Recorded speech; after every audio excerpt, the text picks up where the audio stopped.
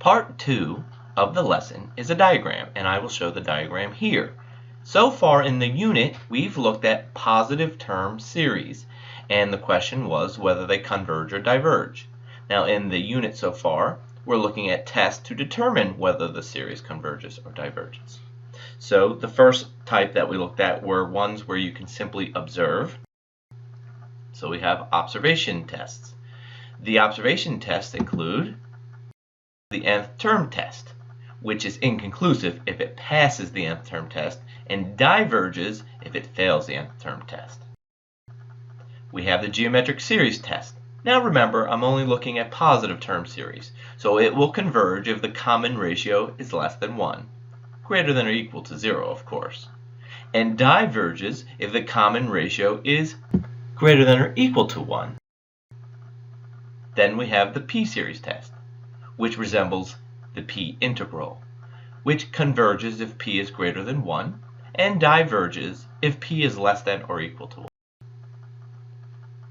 Then we took a look at some formal investigations, ones that required more work.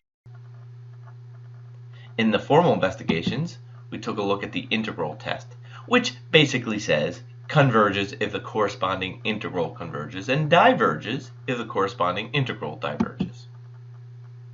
The direct comparison test, which is one of those converges also, diverges also, looking at how it compares to some known converger or diverger.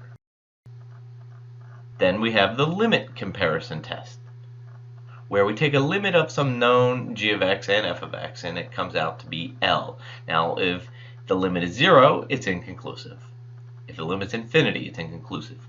But if the limit comes between 0 and infinity, then we know it's also going to converge or diverge depending on what our choice of g of x was. Finally, the beloved ratio test, where you take the limit of the ratio of the nth plus 1 term over the nth term, and if that limit is less than 1, converges.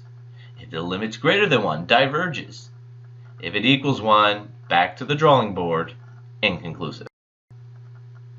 So that's where we are right now. We looked at positive term series. Do they converge or diverge?